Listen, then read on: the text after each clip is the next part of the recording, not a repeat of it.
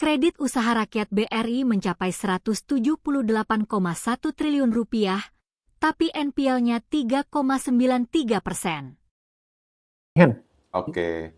KUR ini sebenarnya bisnis yang menarik ya. Jadi KUR ini adalah bisnis yang mungkin bisa dibilang ini bisnis sosial gitu. Jadi bank itu bisa memberikan sebuah pinjaman kepada nasabah tanpa agunan ya. Jadi nggak ada jaminan apa-apa, bunganya juga rendah di 6%.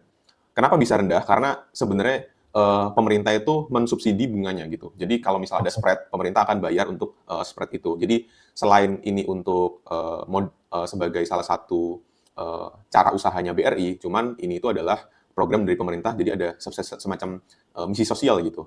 Nah kalau dilihat kredit usaha rakyat ini, itu debiturnya cukup banyak ya, ada 3,8 juta, dan juga penyaluran kreditnya juga sangat banyak di 178,1 triliun gitu.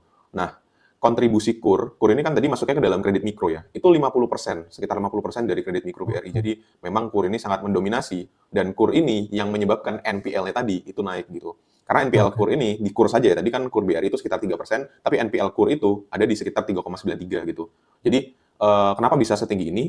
Karena BRI ini tidak punya kewenangan untuk dia itu bisa melakukan seleksi gitu atas nasabahnya, karena ini balik lagi ini adalah program sosial juga dari pemerintah, syaratnya dibuat oleh Kemenko Perekonomian gitu. Cuman yang menarik adalah SML, ini adalah Special Mention Loan, ini sudah berkurang gitu. SML ini apa? SML ini adalah tanda-tanda kredit yang ada tanda-tanda macet gitu. Jadi kan kalau misalnya kredit sebelum macet itu dia bakal masuk ke sini dulu, nanti baru masuk ke restrukturisasi, baru masuk ke NPL gitu. Nah, jadi ini bukan ya kita bisa bilang ini bukan bisnis murni ya sebenarnya. Cuman ya balik lagi karena ini adalah misi sosial, jadi NPL-nya bisa cukup tinggi kalau misal dibandingkan dengan bank-bank lain gitu. Yang menarik lagi sebenarnya adalah Pegadaian.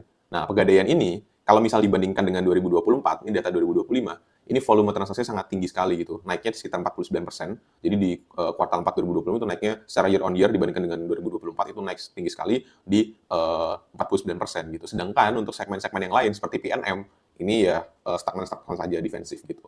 Sebenarnya kalau misal dilihat dari sisi investor, ini bagus ya gitu. Karena semacam PNM seperti ini, sebenarnya PNM, KUR, ini kalau misal kita lihat dari sisi bisnis, itu sebenarnya agak kurang ya. Karena kan kita minjamkan uang tanpa ada jaminan gitu. Sedangkan kalau Pegadaian, itu kita pasti, contohnya kalau Pegadaian hijau yang kita tahu, anak perusahaan BRI, kita pasti harus misal contohnya, kita mau minjem uang, kita punya motor, kita titip dulu BPKB-nya gitu.